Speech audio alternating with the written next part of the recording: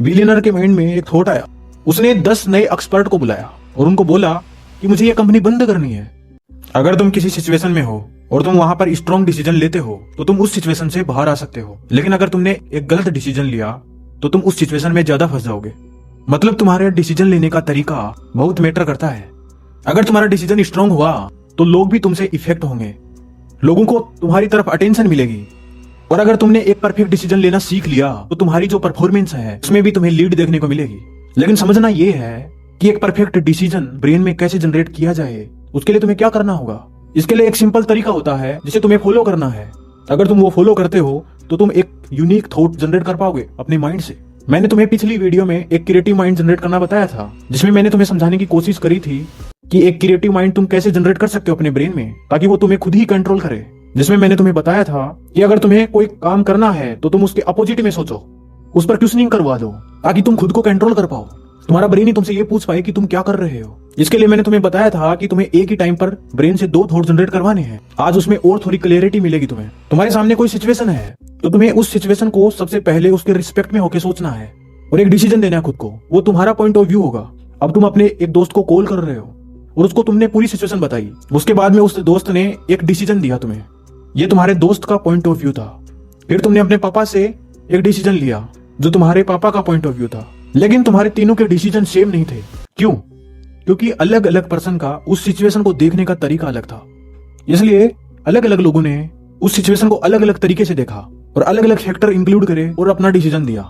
इसलिए तुम्हारा तीनों का डिसीजन सेम नहीं है। लेकिन जो बात मैं तुम्हें समझाने की कोशिश कर रहा हूँ वो ये है, हर टाइम पर तुम्हारे दोस्त और पापा नहीं होंगे। इसके लिए तुम्हें अपने ब्रेन में काम करना पड़ेगा। जो सिचुएशन बाहर क्रिएट हो रही है बस वो तुम्हें इस ब्रेन के अंदर क्रिएट करवानी है।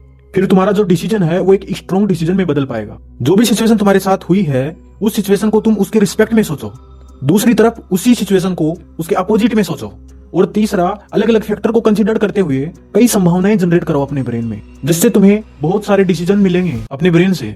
मतलब तुम एक बार उसके रिस्पेक्ट में सोच रहे हो, एक बार उसके अपोजिट में सोच रहे हो।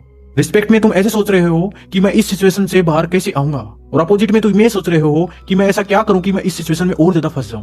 तीसरा, तुम अलग अलग फैक्टर को कंसीडर कर रहे हो और संभावनाएं क्रिएट करा रहे हो, जिससे तुम्हें और डिसीजन मिल रहे हैं। अब तुम्हारे दिमाग में जितने भी डिसीजन आ गए हैं उन डिसीजन से तुम एक स्ट्रॉन्ग डिसीजन बना सकते हो जो तुम्हारा डिसीजन यूनिक होगा। मैं तुम्हें एक एग्जांपल से समझाने की कोशिश कर रहा हूँ। एक बिलियनर था जिसकी एक कंपनी डूबने वाली थी। कंपनी का पूरा स्टाफ उसे लॉस से बचाने के लिए काम कर रहा था। वो अपना 100% दे रहा था, लेकिन फिर भी उस कंपनी को लॉस से वो बचा नहीं पा रहे थे। बिलियनर के माइंड में एक थॉट आया।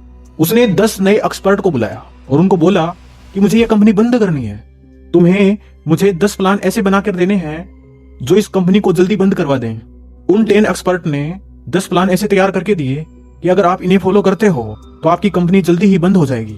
उस बिलियनर ने उन 10 प्लानों को जाकर के अपने कंपनी के स्टाफ को दे दिया कि तुम्हें इनमें से कोई भी गलती नहीं करनी है, और वो कंपनी वापस प्रॉफिट में आ गई। पता है एक्चुअल में यहाँ पर हो क्या रहा है? कंपनी का स्टाफ केवल उस कंपनी को बचाने के बारे में सोच रहा था, उसके अपोजिट में नहीं सोच पा रहा था। लेकिन एक्सपर्ट से उसने अपोजिट में सोचने के लिए मजबूर कर दिया, ताकि उससे ये पता चला कि मैं कौन सी गलतियां करूं ताकि मैं इस सिचुएशन में और ज्यादा फंस जाऊं। अगर मुझे बाहर आना है तो मुझे ये गलतियां नहीं करनी है। अगर तुम्हें एक स्ट्रॉन्ग डिसीजन लेना है तो तुम्हें कोई भी सिचुएशन है उस सिचुएशन के रिस्पेक्ट में होकर सोचना है और एक थॉट जनरेट करवाना है। ऐसे ही तुम्हें उसके अपोजिट में भी सोचना है और एक थॉट जनरेट करवाना है। और जितनी भी तुम संभावनाएं व्यक्त कर सकते हो कि ऐसा हो सकता है या फिर मैं क्या करूं कि बाहर जल्दी आ जाऊं, उसके लिए तुम्हें अलग अलग डिसीजन मिलेंगे, अलग अलग थॉट मिलेंगे। इन थॉट्स को मिलाकर के तुम एक यूनिक डिसीजन बना सकते हो। यही तरीका है एक स्ट्रॉन्ग डिसीजन बनाने का। मेरे पास कोई मेडिसिन नहीं है जो मैं तुम्हें खिला दूं और तुम एक ब्रिलियंट माइंड बना लो, ऐसा नहीं है। इसके लिए तुम्हें अपने ब्रेन पर काम करना पड़ेगा।